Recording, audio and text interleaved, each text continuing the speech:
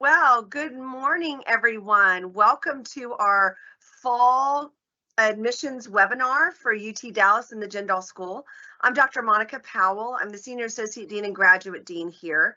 And we are so excited about future applicants and admission for spring of 2024, as well as fall of 2024. It's coming quickly. So we want to make sure that we answer all of your questions today. We have a wonderful troop of people here to help answer your questions, and I want to introduce them to you. So we have Gaurav Shekhar. He is our Assistant Dean for Graduate Programs. He also serves as the Program Director for our MS and Business Analytics program. We have Corina Cantua. She's the Director of our Advising Operation. That is the operation that processes applications for admission into our graduate programs. She is also the one that leads the team that helps you in terms of registering for courses when you're here at the university and getting you ready to graduate. So she leads a really important team. We have our Senior Director for the International Student Scholars Office here on campus with us, Josephine Vitta. And you might also hear from Elizabeth Walker and Sarah Koo, her team members for Josephine. So thank you so much for joining us today. We are going to cover a lot of information in this time. So the one really good thing about this webinar is that we record it. It will sit out on our YouTube channel for UT Dallas and the Jindal School. You'll be able to go back and reference it. But the really good thing about being here live with us is that you will be able to submit questions and we will be able to answer those specific questions for you, because we understand when you're applying to graduate school, it's been a long time maybe since undergrad, and we do things differently here. So we want to make sure that all of your questions get answered by the time we're at the end of this webinar. So please note that in the chat, you can go ahead and put your questions in there as we move along. Some of those will be directly answered. Some of those will be saved because they are questions that so many of you have that are attending this session today. So let's look at the agenda and figure out what we're talking about today. We're going to be looking at admission application information and questions.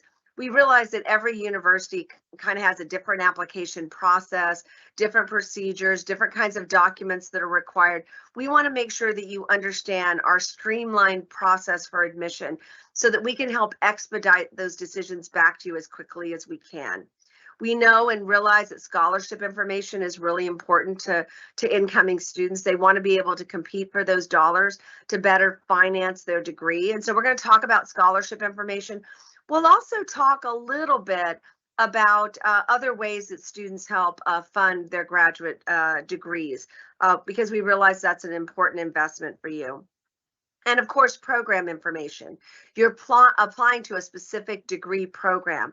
So we want to make sure that you understand the constraints of the degree program, the numbers of hours, how it works, how you get degree program support questions answered, and information that is just general about the degree that is often important in the application and admission process.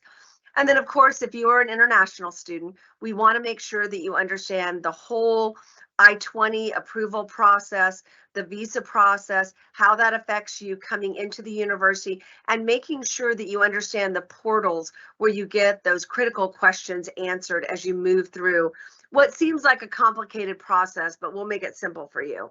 And then, of course, all of our prospective students who are joining us today, you guys are the real stars of the show, and we want to make sure that we leave ample time for questions that you may have about joining the Jindal School in 2024. So it is my pleasure to turn this webinar over to Corina Cantua.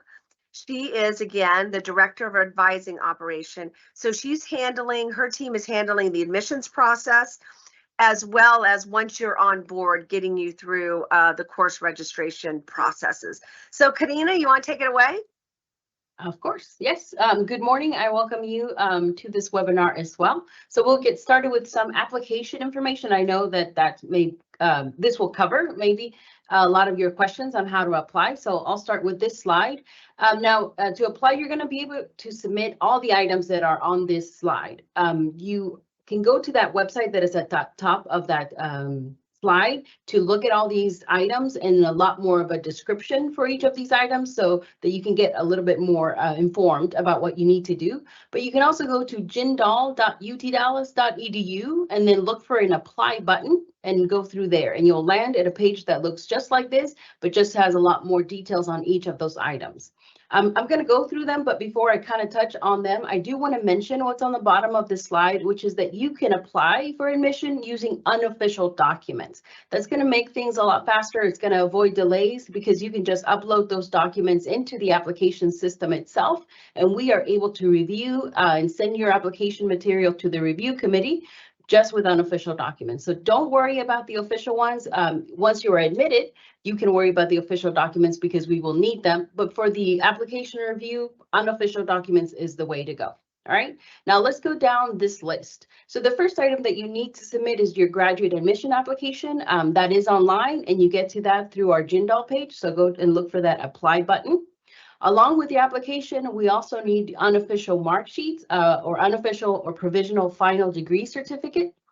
We do look for a competitive GMAT GRE, but as noted on there, there are instances when you could get a GMAT GRE waiver, and I'm going to cover that shortly. For application review, we will also need your resume with all your work history. Post-baccalaureate work experience is required, but there are exceptions and there are waivers, and they'll be considered for any prior internship experience you may have or a very strong academic record. You will also need to submit a personal statement noting your interests and goals. And then finally, we do need 3 letters of recommendation, but applicants who have 2 or more years of post-baccalaureate experience only have to submit 1 letter, okay? Now, at least one of these letters must be from a professional contact, but they do not have to be from an employer.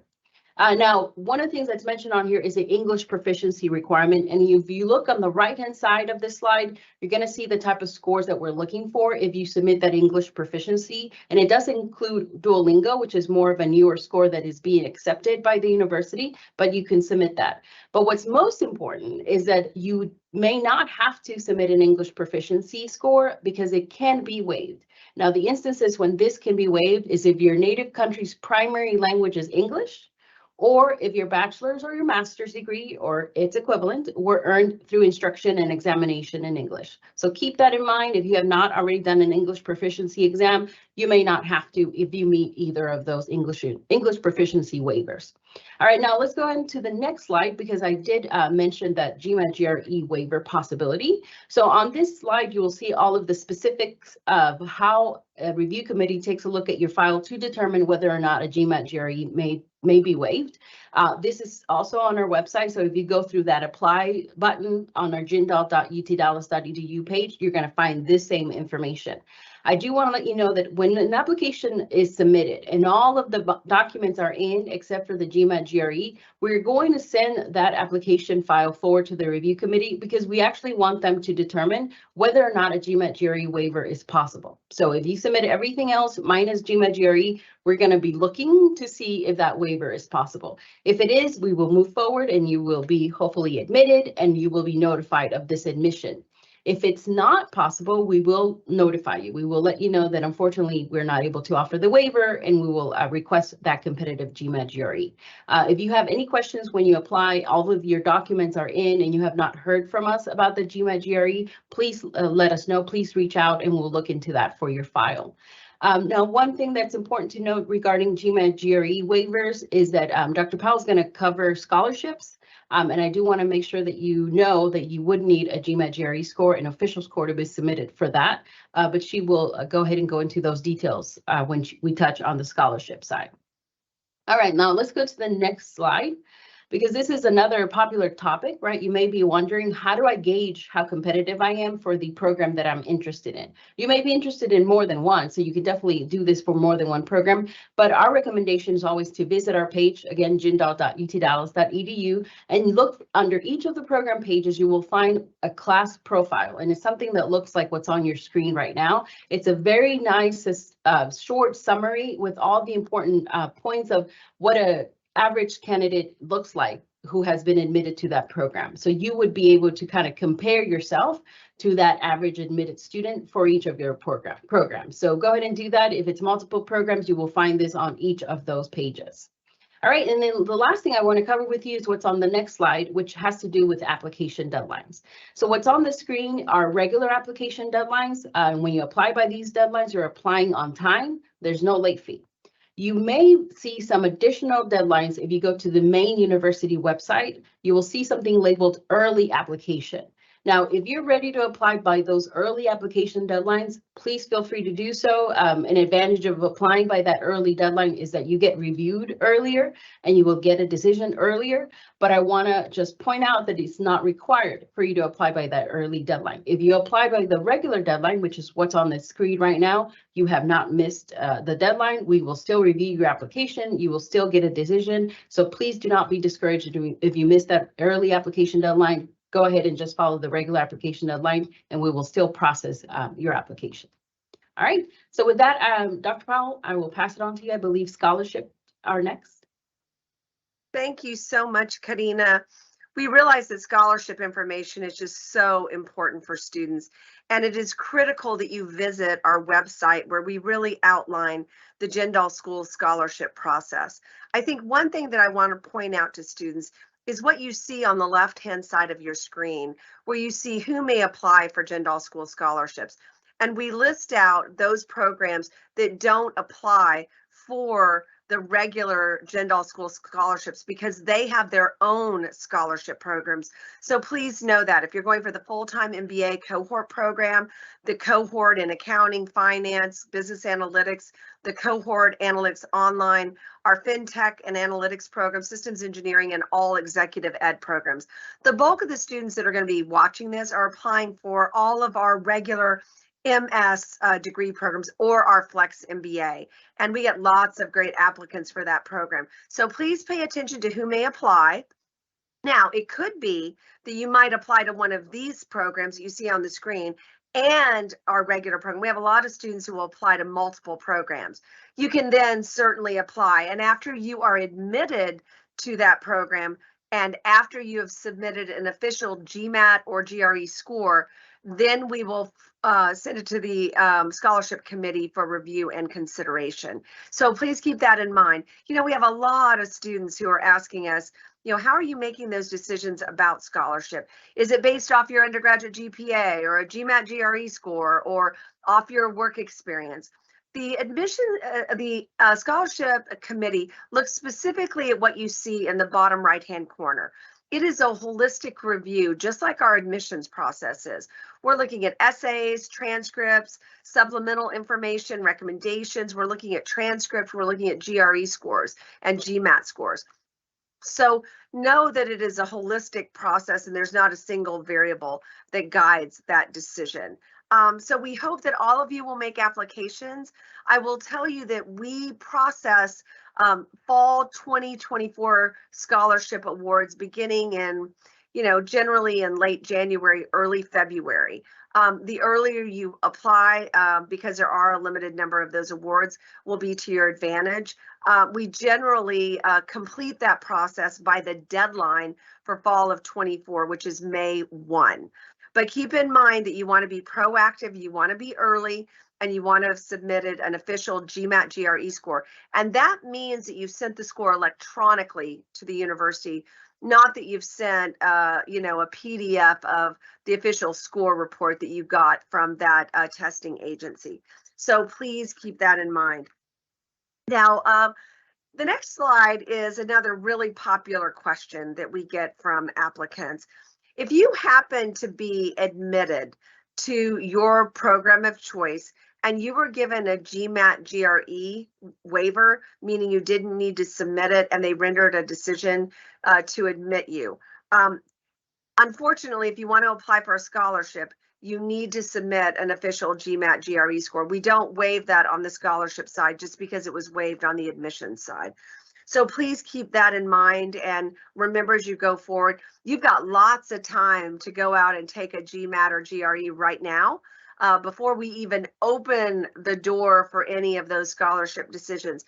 So get it done, check that box, and get those official scores sent to us electronically. Now, a lot of students who apply for scholarship often want to know their status. You know, how do I check the status of my my scholarship applications. And you can easily do that. And you can go into the system. You can see on the screen that decisions are made periodically. If you've not received a decision, it could be that your application is not as competitive. We generally award scholarships to the most competitive candidates first. So there are things that you can do to improve your competitiveness. You can submit, you know, a higher GMAT or GRE score. You obviously can't change your undergraduate GPA, but you could submit a better resume. You could submit a better essay. You could submit stronger letters of recommendation. But please remember the schedule for how we announce things. Generally, if you are given a scholarship incoming student, you will get an email. You will know about it. The total results come out in mid-July for all continuing students. But keep in mind those deadlines of when we will let folks know when they get a scholarship. But when we start awarding scholarships in February, those that are awarded will get an email from us that will require that they accept the scholarship within a certain period of time. The scholarship will go void if it isn't accepted in a certain period of time. And then the other requirement that will be attached to scholarships this coming year is enrollment in courses by a certain deadline, or your scholarship becomes void. But we'll send all of that information in award letters, so you don't have to really worry about the particulars. But we understand that this causes students stress, so please feel free to send your questions to the scholarship email box. You can find that on the website. And then just remember that you can continue to check your status through the scholarship application portal. So let's talk just a minute about tuition. I think this confuses a lot of people, especially if you are an international student. So there are two rates for tuition. There is the in-state, I live in Texas and have been in Texas rate. And then there is I don't live in Texas rate, which is called, we call it out of state. And you can be out of state in Germany and India and other places. So there is a pretty significant difference in tuition. You can see an example of that in the upper right-hand corner. Keep in mind that if you are given a scholarship award for the fall semester, so let's say you apply, you turn in that GMAT GRE score, the official one that comes in electronically, you've been admitted, you've done all the things you're supposed to do, and the scholarship committee gives you an award in early February. That award is going to be $1,000, which is applied to your fall tuition. And it is also going to convert you from the out-of-state rate for tuition to the in-state rate. So that is a really lucrative award. It saves you about half of the tuition for the program. And you get that award for 2 long semesters if you're given it in the fall. So if you're given the award in fall of 24, that means you're given the in-state rate of tuition, that lower rate on the upper right-hand side of your screen, for both fall 2024 and spring 2025. Now, keep in mind that there are some criteria to maintain that scholarship. You have to stay in good academic standing, and you have to be enrolled in a certain number of courses in order to do that. If you are given an award in the spring, so if you happen to be a student who's made an application for spring of 24, you've applied for the scholarship, and we haven't rendered any decisions yet, but you've applied for the scholarship, you will be given a cash award of $1,000 and 1 semester of in-state tuition, which would be spring of 24.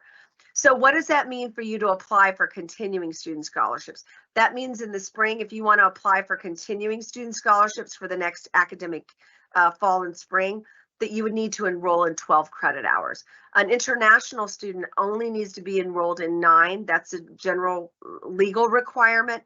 But if you want to apply for fall scholarships next fall and you are admitted in spring of 24, you will need to enroll in 12 credit hours and complete that in order to be considered. So there is a link there at the bottom of the page that goes over all of the scholarship questions. There's a pretty sizable Q&A that is there that will help you. But, you know, we give away a lot of these in-state tuition awards, and we're delighted that we can do that and make a huge difference in the lives of our, in particular, international students. So go for it. Get out there, take that GMAT or GRE, check that box, be competitive and make that happen. So in the course of this webinar, we really also want to talk about just program duration and customization of programs.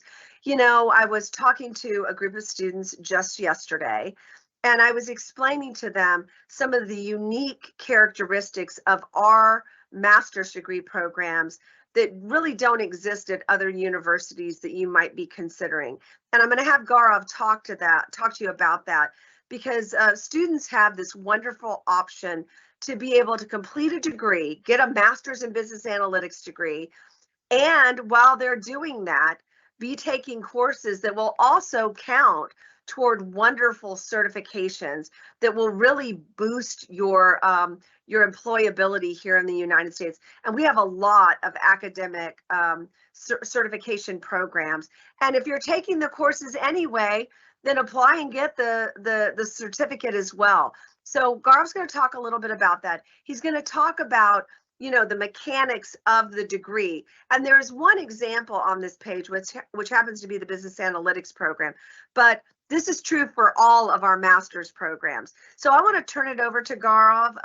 Gaurav, go for it. Make sure that our students have a lot of clarity, and make sure you mention about that 1 credit hour program prerequisite of MAS 6102. Absolutely, Dr. Powell.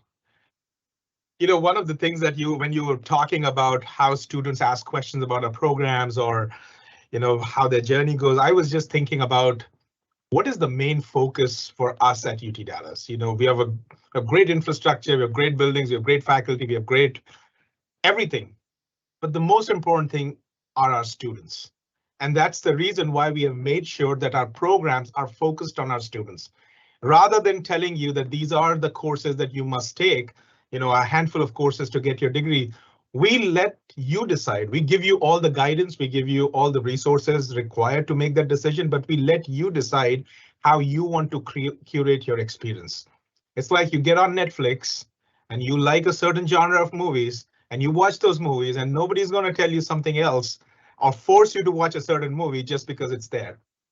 Now, the example that you see right now is from the business analytics program. And as Dr. Paul mentioned, most of our programs, in fact, all of our programs have similar structures.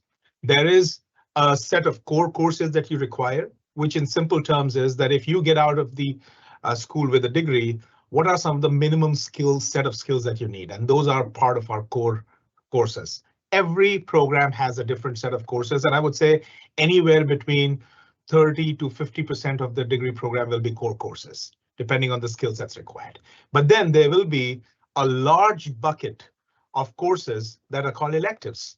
Now, electives are courses you want to take, depending on your interests. I'll take analytics example. Some students are very interested in data engineering. Some are very interested in data science. Some want to go and work for a hospital and do healthcare analytics. Some want to do social media analytics. Some wants to do marketing analytics. Like that, we have separate tracks. Based on your interests, based on what appeals to you the best, you pick and choose those electives, and you, mind it, you curate that experience of what that degree looks like for you. So whichever program you're applying to, just look at their catalog. The catalog it's like a menu card. It says that if you need to get this degree from UT Dallas, what are some of the course requirements you need to complete? Let's say, what are your core courses? What are your electives? If there is any prerequisite, for example, the MAS 6102, which is our professional development course. And I would say in the last several years, there are so many courses that we have added. This is one course that has impacted the most number of students in the most positive way that we feel. What does it take to work in an American workplace? How do you network with people? How do you make sure that your online presence, your professional presence is out there in the best shape and form possible? What should be on your resume? What should not be on your resume? When you go to a networking event, how is that experience looks like? How should you do interviews? How should you, I mean, simple things like from shaking hands to nodding heads to giving out the right answers, every aspect of your professional journey is taught in that class. That is a class that you have to take as an international student in your very first semester. And this is something we also list on your admission letter. Your admission letter not only has the decision, but after that wonderful paragraph that starts with congratulations, they talk about what are the requirements in that program that you must complete in the first semester. Some of you might have some things on top of the professional development course, but depending on whichever program you are in. So look at your admission letter to make sure what you have to do. But the example that we see in front of ourselves, you can see that half of the credit hours are core classes. Now, those are some set courses that you have to take. Should you take them all at once, or should you split it across a degree? Again, that decision is yours because you are the one who's working on your skills. But let me take like 30 seconds and take you through what the life of a Jindal school student really looks like. You come to the school, you're attending classes, you're working on projects or maybe scenarios or case studies right in your class in small groups, or there might be a 10-minute discussion on a particular topic that the professor opened up, and then the entire class is discussing it and then providing their viewpoints on it. You might be scribbling on the whiteboard along with the professor and having a discussion on a particular topic that's hot there in that week, because we make sure that what we are teaching, we are also staying abreast with what's happening in the world, and we are discussing it in those in our classes. You're done with your class. There is an event right after your class. You go to that event and you meet 5 executives. These are people who are senior vice presidents, CXOs in different organizations that you get to shake hands with, talk to them, maybe exchange business cards. It is possible because we make sure that these people are here in our school every week. It's not a one instance in several years, but every week, hundreds of them are there. You need to get your resume reviewed by the Career Management Center, and you just walk into their office and you talk to our career consultant or our expert there who looks over your resume. You are engaging with your other peers. You may be huddling together in these student lounges to work on projects, homeworks, whatever is out there. And then there is, I mean, as a former student here myself, and as somebody who guides a lot of students, one of the things that students tell us is, we don't feel that there is any time in the day when we can just sit down and tell ourselves there is nothing to do today. It's a statement no student ever says. Now, you might see that we have highlighted that little number out there. That is a huge number, 70 student organizations in one business school. I mean, across the country, and in fact, in many parts of the world, that kind of experience is not there. And these student organizations are led by students, driven by students. Everything about it is done by the students. It's first-hand experience that our students get. It's first-hand experience of managing an organization, participating in the activities. Sometimes you are the ones who's going out to those senior executives and asking them, would you like to come to UT Dallas? So you are gaining that experience of networking with senior executives, professionals out in the industry. Sometimes you do fundraising. Sometimes you do events that have social impact. I mean, everything about it is done by our students. Yes, there are faculty advisors, but I would say 99.5% of the work is our students. And those experiences are the ones. You might be dealing with a budget of $1,000 in your student org, but the same skill set you take for those $5 billion budget that is handed to you 2 years later in your organization. Alums from your programs are constantly walking our hallways for events. They are speaking in our classes. They're working on projects with you. They are just coming down to mentor you. So that kind of experience, a very well-rounded and whole experience is what a student needs. And that's what we provide. Again, one thing that Dr. Powell mentioned beautifully, and I'll just take you back to one of your grocery stores or supermarkets. When you buy a bottle of shampoo and somebody tells you there is another bottle free, who doesn't want it? I would love to have that. Just like that, we have our certificates. Our certificates are carved out of our degree programs, and they have like 3 or 4 courses. You take those 3 or 4 courses, make sure that your GPA in those courses is a 3.0, and you get that certificate. Guess what? You don't have to sit on those classes again. You don't have to pay the tuition the second time. You take the class once. If the credit applies to a certificate and a degree program, you get credit towards both. Most of these certificate programs, if you just had to come to UT Dallas for them, you would end up spending about $20,000. But as a graduate student seeking a master's degree, you are getting it for free. This is a diploma issued by a highly ranked state university, public university. And that holds a lot of weight when you go out to your employers and tell them that you have this micro degree, this graduate certificate. And they are in all sorts of spaces, applied machine learning, business intelligence, data mining, cybersecurity, project management, healthcare informatics. One of the things that you can do is when you scroll for a master's program, there's a section for certificate programs as well. And you will see oodles of certificates out there that are very focused on certain areas. Moving on, one of the things that people talk about is the cost to attend the program. Now, this cost can vary because of a lot of factors. If you are already aware of our YouTube page, you might have seen this webinar out there. If not, I would strongly recommend that you go and check out a webinar on financial planning that we did. The thumbnail says it is possible, and I will tell you why it is possible right now. The cost, of course, the biggest component in your cost is going to be a tuition.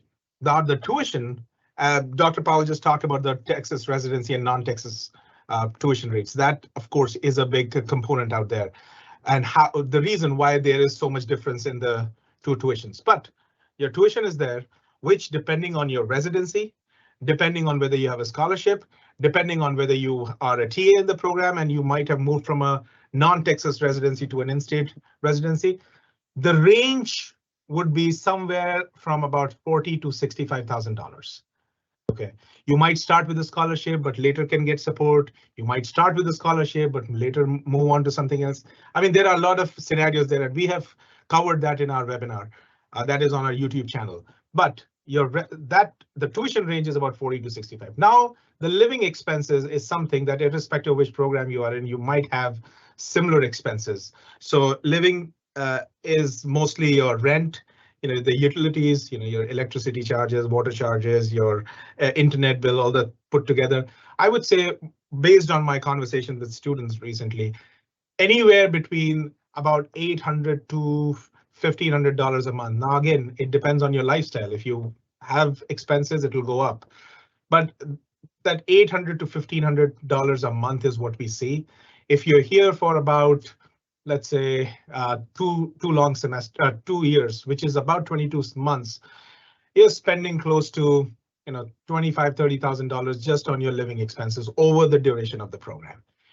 There is health insurance, which is also an important piece for your entire semester, the long semesters. It is about $1,400 that covers you. Health insurance is important. You definitely not want to be in a hospital, but in case you are, there are several things that are covered as part of that. And we make sure that our health insurance is top of the line so that students don't have to really wrangle through which place should we go to in case we need any kind of medical assistance. That is about $1,400 for the long semesters, fall and spring, and about $550 for the summer semester. So these are some of the bigger components of what constitutes the cost.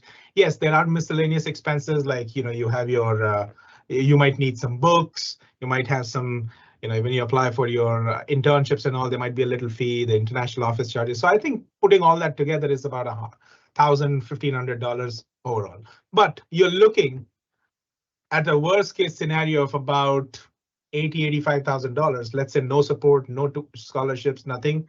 About $85,000, and the best case would be somewhere around 60-ish. Now, this is where we would like to give you some very strong advice. Prepare for the worst, hope for the best. You go for the number that would be the top line number. If I have no support, how much money do I need? But then, of course, with things might change when you come here. If you don't have a scholarship, you get a scholarship. You don't have it, you can't be a TA at the very start of the semester. But of course, in your second year, you can definitely apply for something. So those kind of things, they change the equations a little bit. The best thing is when our students become eligible for internships, and that is after 2 long semesters, a lot of them are pursuing very high paying internships that literally takes care of their second half of the journey. They're very comfortable with that. Our averages are about $30 an hour, which is a very big number in the market when you talk about interns earning that kind of money. So those are some of the ways through which you can ensure that you're covered. I would strongly recommend watch the webinar on our YouTube page. The thumbnail says it's possible, but it's the financial planning webinar. And I think it's time again for us, Dr. Powell, to maybe update that with new content soon. So please be on the lookout. Our YouTube page, by the way, is a great resource. It is, all our recordings are there. It's like, if you missed any of our webinars, just go there, watch those recordings. You'll feel like you're talking to us. It's, moving on. So we do have a multi-pronged approach in terms of supporting your academic journey. We have our advising office that has a team of advisors that are dedicated to supporting you with your questions. But then there is a program side as well, where the program director, the program manager, academic support coordinators, they're the ones who are kind of helping students out. The two squares that you see here on the left-hand side, our advising office will help you with procedural questions. Okay, like how do you apply for graduation, or I'm ready to graduate, can you make the link available for me, or I need to do a degree audit, or I want to understand what is my core courses, what are my electives, can you help me with my course registration, I was not able to do, procedural things where it's a process related question, something that did not work out and you were able to go to an advisor and talk about it. But on the same side, you have the program director, the program helping you with the qualitative aspect of your questions. You might go to the advising office and say, I'm not able to enroll in the machine learning class, even though I've met the prerequisites. Can you help me? And they will help you. But to your program director, you might ask, I want to be a data scientist. Is machine learning the right course for me? I mean, just giving you an example there. Or, I'm not able to take care of my course load this semester and registration is coming. What should I do next semester? So your program will help you with those kind of questions. There are questions around your concentrations, tracks. I've taken these courses. What should I take in the future? We do a lot of advising pods with our students as a program just to answer these kind of qualitative questions. Or, 5 years down the line, this is where I want to see myself. What are some of the courses that will help me prepare for it? Career related advice, qualitative advice. Or something like, hey, I've taken this course this semester and I'm having some troubles in terms of keeping up with the coursework. I have these resources that the instructor provided, but do you have any recommendations? I mean, course of that sort, where we are mostly mentoring our students in terms of giving them advice around their academic questions. Whereas procedurally, if you run into any challenges or issues or you have questions, that's where the advising office comes into picture. The link is at the bottom of this page, and you will find tons of resources out there to see what our program, our advising office can do. Moving on, career support, as I talked about, that this is a place, that the energy when you walk through the hallways is very infectious. When you walk by somebody who's wearing that jacket and, having that look on the face of pride and walking through the hallways, that's a CEO who's just walked by you. Maybe one of the Fortune 500 CEOs that we did not know existed, but that's a common sight in the school. There are employers who have their tables out there. There are recruiting events out there. There are mentors who are coming and talking to our students. I mean, from a career perspective, and it's like this: you asked for a cup of coffee, and we said, here are the keys to Starbucks. You own it now. Get as much coffee as you want to. It's like that because no amount of resource, and this is our philosophy, no amount of resources should be considered enough. Give as much as possible to our students. Our students in any of our programs are working on hundreds of students are working on internships every year, with 300, 400, 500, 600 employers, depending on which program you're looking at. The Career Management Center, which is our own career center in the school, because we're a big school, we have 1/3 of the population of the university in the school with almost 11,000 students. We have our own events and we can't have just a few to support you because of the number of students we have. As you can see the numbers here, 215 events were conducted last year. More than 10,000 jobs are posted on Handshake. Handshake is the portal where we post our internships, full-time jobs, on-campus jobs, all of that. It's like a one-stop shop for our students. Employers are coming for hundreds of events. There are employer reps. So it says 326 employer reps in the last year, 12 months. We're talking about close to 35, 40 of them every week who are out there. We've got almost 2,500 internships that were reported. And half of them, if you can see, are graduate internships. We have an internship stories page on the Jindal School's website, where I am sure if you type the name of your dream company that you want to work for, you will find multiple students who may have gone and worked for them as an intern.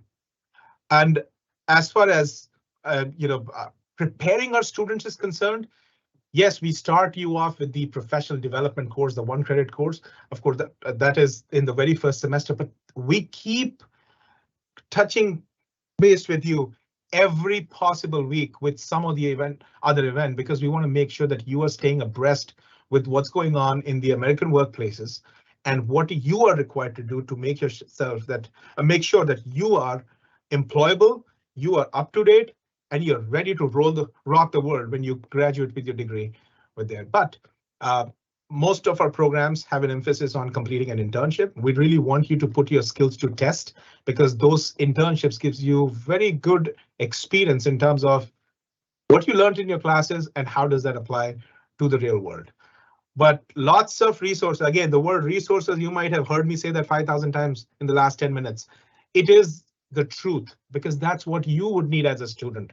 That anybody who wants to succeed would need. Now, I'm sure at this point of time, you might also have some questions related to, the International Students Office. And my colleague here, Josephine Vitta, who I have the pleasure of working with, is she's an ocean of knowledge when it comes to that area. I mean, we can't. It's like she's our Google, she's our Siri, she's our Alexa, and she always comes back. Google might sometimes say that I did not understand what you asked, but Josephine never says that, and she has answers to great questions. So Norma, if you can move to the next slide and bring Josephine up here and answer queries about I-20s and what it takes to get one of them. Josephine, over to you. Gaurav, you are too kind, but I do very much appreciate having the chance to speak with you all today, wherever you are. I'm so glad you decided to join us to learn a little bit more about our wonderful university. The first step, if you're an international student, which many of our international students are coming to the US in F1 status, which is a student status. The first step in your journey after your admission is applying for your I-20. The I-20 is the immigration document that allows you to seek a visa and to enter the United States. It's a fairly simple process, right? Once you're admitted, make sure you have a passport and make sure that you can establish that you have sufficient funding.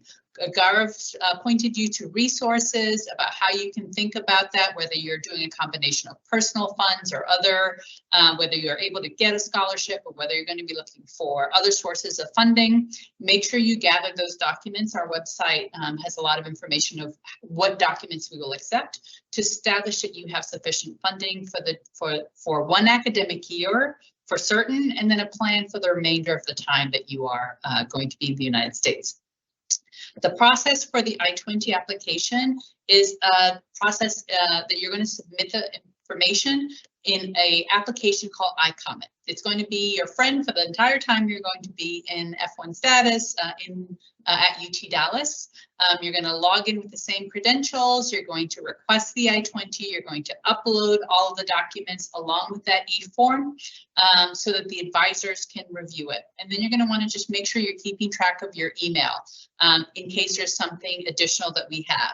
But the best thing you can do is submit all of the documents, make sure all of the things are signed, make sure that we have a complete application. So the one time the advisor reviews it, they are ready to issue your I-20 and they send it to you via email. Now, when you receive your I-20, you're going to want to make sure you look at it very carefully. Look at the spelling of your name, look at the date of birth, which is going to be in the US format. Look at the program information. Make sure that all information is as expected on the I-20 so that you can then go to the step of applying for your visa. After we issue the I-22, we're going to start communicating with you about the process of applying for your visa. Earlier this year, they made a change that allowed you to apply for a visa up to a year in advance. So you can apply for a visa right now. If you're a spring student, obviously, if you're a fall student, whatever point you're coming, you can apply in the year before you arrive. Please don't wait, because as you have probably heard, the interviews get booked very quickly the closer in time you get to the start of classes. So don't wait too long. Apply for the I-20. Go ahead and receive it, and then start the process for applying for your visa. Instructions for the I-20 process and the links for how you can prepare for the visa interview are on that URL that's listed on the bottom of this slide. So if we can go to the next thing. The one thing to keep in mind is F1 status is a student status. And so your primary purpose in the United States is to pursue your academic goals, to complete your academic degree, and to be able to then move on to your professional success. However, while you're in F1 status, you have certain benefits related to employment here in the United States that are secondary to you being a student. So the first thing is always you have to focus on making sure that your student status is strong. And as long as you're making solid academic progress, you can be eligible for employment. From the day you enter the U.S., which can be in the 30 days before the start of classes, you're eligible for on-campus work. The University Career Center helps support students with a variety of on-campus employment, which can be on our physical campus here. Working for the university can be with some of the companies that provide services on campus, like our technology store, our bookstore, and some of these other companies that serve our campus community. It can be at some of our other UT Dallas locations, including in downtown Dallas, with the Callier Center, and sometimes depending on the circumstances, it can be with other educationally affiliated locations. So there's a variety of options for on-campus employment. Closer to the time when you arrive, you're going to hear more about Handshake and how you're going to be able to get set up to be able to apply for on-campus employment. That is something you can do from the very beginning. You don't really need to wait for any period of time to be eligible for on-campus employment. It allows you to meet new friends, meet other, Americans and other international students, and just share kind of the good times of working while you're here. Let's move on to the next thing. After you've been here for one academic year, then you can really start to hone in your employment in a way that is more related to your academics. So curricular practical training, or CPT, as we call it, is really about bridging the gap between your academic learning and that internship experience that was spoken about earlier. We're looking at making sure that you are really getting hands-on, on-the-job training that will really prepare you to understand what your learning means in the practical business sense to prepare you for success after you graduate. You'll be eligible for CPT after you've completed one academic year in the United States, which means you've gotten, a certain number of credits, 18 credits or so, to be able to really have a good foundation in what you've studied that you can apply. There are a variety of other eligibility requirements that are listed over here. We have workshops. Oftentimes, one of the staff from the ISSO will come to your classes to be able to explain what the process is so that you can know what's needed to apply, but also what's needed to be able to maintain your immigration status while you are working on CPT. So in addition to learning how to manage immigration for student and enrollment purposes, as you transition to CPT, you have to start understanding what are the immigration rules that apply to working under CPT and then other types of employment. Let's go on to the next slide. Another wonderful benefit of your F1 status while in the United States is actually going to be OPT. Now, many people, our students, are very attracted to that opportunity to have 3 years of work experience in the United States.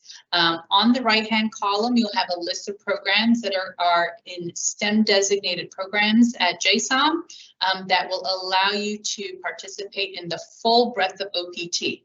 The thing we want to make sure you understand is there's actually two separate sides. There's the 1 year of OPT that you can have after you graduate. That's for everybody, no matter what program you completed.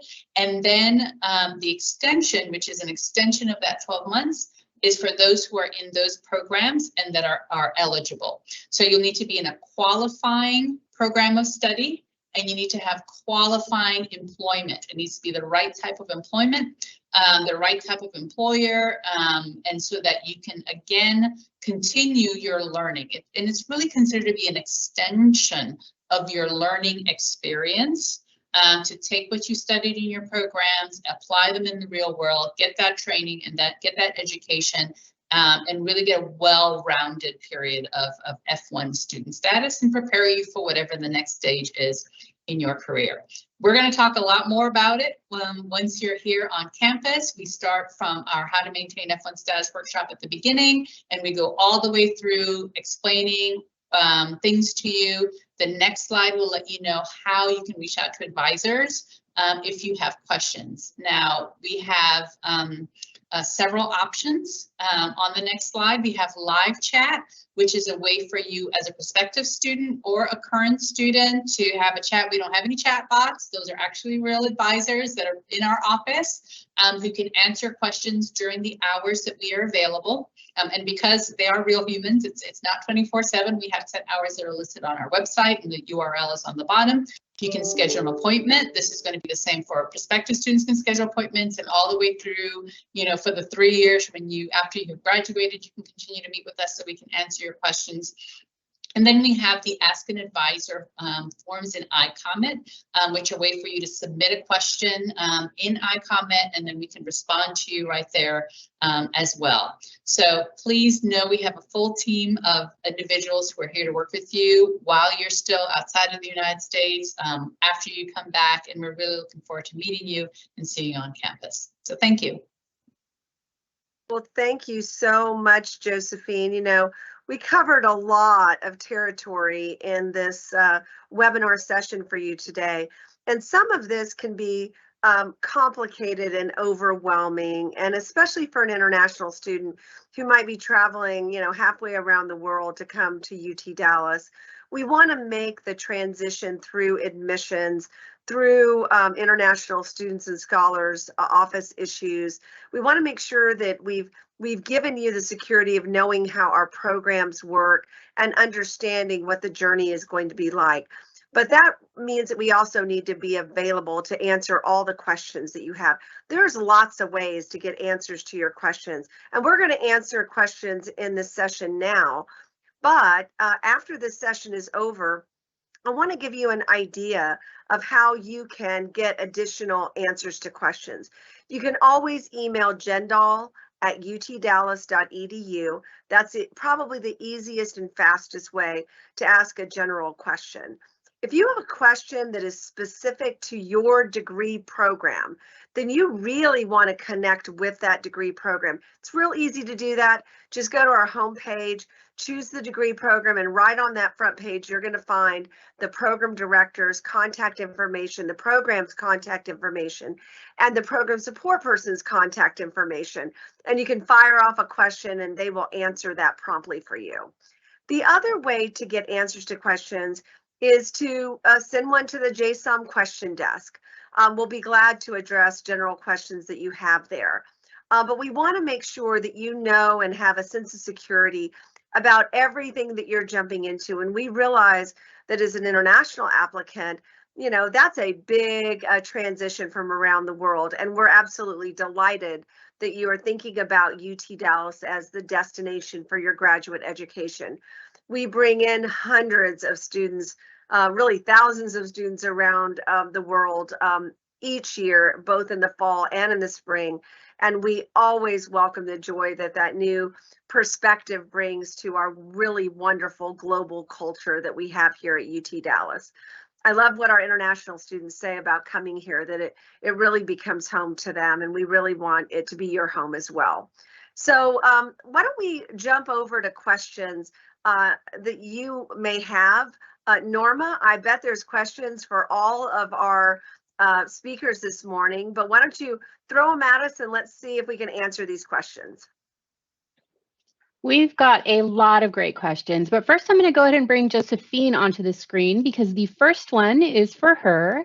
The question is, we have students who are eager to apply for their I-20, but they're also applying for JSOM graduate scholarships. Should they wait till they receive a decision to apply for the I-20, or can they apply for it and then get it reissued if they do in fact get a scholarship? Yeah, that is a common question. We always say don't wait for the I-20. If you have the resources that you need to apply for the I-20, go ahead and get the I-20 in hand with your CVIS ID number. You can go ahead and start scheduling for your visa appointment. If you get a decision later after your I-20 is issued that you have received the scholarship, any scholarship, or there's any kind of change to your finances, you can decide whether or not to have the I-20 updated at that time. And there's pros and cons of updating it. The important thing to keep track of is what stage are you in the visa process. If you have already gone for your appointment and you're just waiting for the visa to be issued, don't change it. You can wait until after your arrival. But if you still have some time before your visa appointment, you feel like you want to have them know that you've received the scholarship, you can request us to give you a reprint and update for that financial information. We can send that to you electronically and you'll have the updated one before your visa appointment. If it's after your visa has already been issued, you don't need to get it updated. You are welcome to wait until after you arrive into the United States and have your I-20 reflect that information, but still travel with that copy of your scholarship in case there are questions about your financials when you're entering the United States. Perfect, thank you. I'm going to go ahead and bring our Assistant Dean, Gaurav Shekhar, onto the screen for our next question, because we have attendees who are trying to decide between computer science, computer engineering in the engineering school, between our business analytics and ITM. So I was wondering if you could kind of talk about the difference and why they might want to go certain routes. Absolutely. This is, again, a very popular question that we get all the time. What should we do? A lot of times when people think of a technical degree, they think of computer science as the degree to do it. What I would ask you is to think about what exactly do you see yourself doing after you get this degree, whatever this master's degree is. Particularly if you're thinking about being a programmer, you think of yourself as a software developer who has an extended career in software development, or probably computer science is the option for you. But remember, companies after a certain period of time cannot really carry on with the same person as a software developer because you become an expensive resource. So you move from development into something which is more around people management, maybe strategy. Even if you are into a very technical role, you could become an architect. There's so many different roles which are a combination of your technical skills and leadership. Now, when I look at the options that we have in the business school, in the Jindal School of Management, there are degrees like Information Technology and Management, ITM. There is Business Analytics. If you're a supply chain enthusiast, we have the Supply Chain Management degree. But a business school student is trained to be a conduit between the technical teams and the business teams, which means that this person is developing both types of skills. When it comes to knowing what the business is doing, as well as if you have to translate those business problems into solutions, what is the tech stack that you need? So this person in the business school has skills across a wider breadth. And when you look at a computer science student, as opposed to that, the computer science student is very focused on the technicalities, the product. Okay, there are certain requirements. This is how you have to develop the product. That's your focus. Whereas you probably are looking at the product lifecycle, as well as some of the development aspects, as well as sales, as well as some of the other business aspects as a business school student. Now, specifically talking about two of our popular degrees here, business analytics and ITM. IT management is for people, I feel, that who want to see themselves around systems. If you are a systems engineer, you're somebody who's working on the process, the business processes, or you are the one who's understanding how systems talk to one another, that's your degree program. However, every system or every software that is ever written is written for only one purpose: data management. And data by itself is a very different world. You are somebody who's not only wrangling data from different sources, but you are creating models. You are understanding the language of data to come up with insights and make recommendations to your decision makers. So if that is your focus, and that is a whole lot of world out there itself. If data is your focus, then the business analytics degree is yours. Similarly, we have some other options, STEM options in the business school itself. We are one of those rare business schools where there's a lot of emphasis on STEM degrees within a business school. So if you're thinking about supply chain, because operations and decision analytics is something that is your cup of tea, then supply chain is there. We have finance, we have accounting, and all of these programs have that element of STEM. So you have to technically think about yourself or ask this question to yourself as to what exactly are you doing after you get this master's degree. And based on what I just described, if you're seeing yourself as more of a person who's dabbling between technical aspects and business, then you're coming to the business school. And whichever option suits there for you will make more sense. Thank you, sir. That was perfect. I'm going to go ahead and bring Josephine back onto the screen because we have a question about the visa. So what advice would you have for somebody who's preparing for their visa appointment? What maybe mistakes should they, not necessarily mistakes, but things to maybe avoid, or just how to be best prepared? Yeah, so that's a really important part of the process, and you have maybe 3 minutes to represent yourself very well in front of this visa officer. The things you want to focus on is being able to articulate why you chose a school you chose, why you chose a program you chose, what are your long-term career plans, similar to what Gaurav was just speaking about. You want to be able to convince them that you didn't just pick a name out of a hat, you really intend to be a bona fide student at the specific school that you are attending and planning on pursuing that program. You want to make sure that you have documentations with you to back up things, but they really often just want to hear the narrative.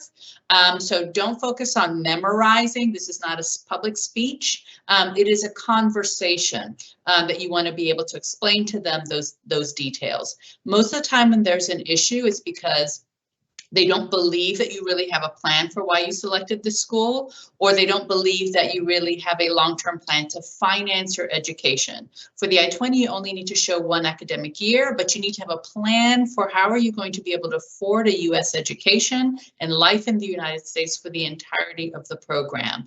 So be able to answer follow-up questions. Is it your sponsor paying for it? Okay, what is their business? Okay, how sustainable is it? Do you have a loan? What are the rates of the loan? What is your plan for repaying the loan? Those are the things when we speak with consular officers who adjudicate these visa applications, that they want to hear from you that you've thought this through and that you're going to be successful. They don't want to bring you to the United States if you're not going to be successful here. So you want to also go on our website starting in the spring. We are going to be offering visa preparation workshops. They're going to be small group advising sessions, 5 to 10 students each, where we're going to be going through some of the common questions.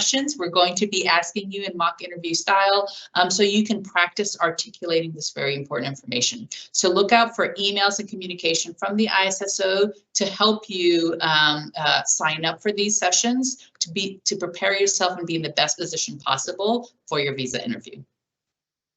Awesome. Thank you. And thank you for doing those sessions. I'm excited to help promote those. And I do want to mention, I'm going to bring Gaurav back to the screen for our next question, but I do want to mention that Gaurav and our Senior Associate Dean, Monica Powell, will be hosting a Funding Your Graduate Degree webinar on February 2nd. I included the link there for you to click on if you want to register to attend. We will record the session, but it will be great.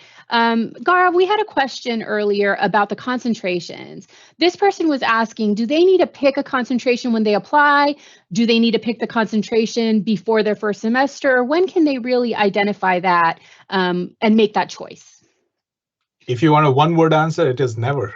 They never have to do that because, our tracks are pretty much ways for us to tell you that, okay, if you take a set of courses, what kind of skills you're building. These tracks, so let's take an example from the business analytics degree. We have the data science track. They're out of the 10, 11 tracks that we have. Your degree will not say master's in business analytics and concentration or track in data science. It won't say that. So, which makes it easier for our students because our tracks are a way of, it's for us to tell you what exactly are the skills that you're building if you take a certain course or certain set of courses. So let's say a student comes to us and says, well, I want to build skills in data science. What courses should we take? That's where we will direct you to the track. Most of the students end up taking courses from multiple tracks. You don't have to declare that I'm taking courses from a certain track. You just take those courses. You have the option of specializing in one particular area and take all your electives from one track, or you pick and choose from multiple. Mostly I've seen is that students end up picking up courses from 2 or 3 different tracks, which is good because you want to have some breadth, but at the same time, you take multiple courses from the same track so that you build that depth as well. But the simple answer is you don't have to declare anything. That is just for you to know that if you take those courses that you're taking, in what way are they helping you build those skills? Now, on similar lines, we have the graduate certificates, which we talked about a few minutes ago. Those graduate certificates are very pointed. So if, let's say, there is a graduate certificate in applied machine learning, there are 4 courses that are part of your degree program as well, and you get credit towards your degree. If you take those 4 courses, you get a graduate certificate which says that it's graduate certificate in machine learning. The way our students use it is to their employers, they will show that they are pursuing a master's degree, but they also tell them that they are also pursuing a specialized certificate, which doesn't really equate to a concentration, but is kind of a way to tell somebody like your employer that what is your focus area in your degree program. And there are lots of certificates that you can pursue. The best part about it is, which I mentioned before also, you don't pay the tuition multiple times for the same thing. If you're taking a course and it gives you credits toward a certificate and a degree, you get both of that in one go.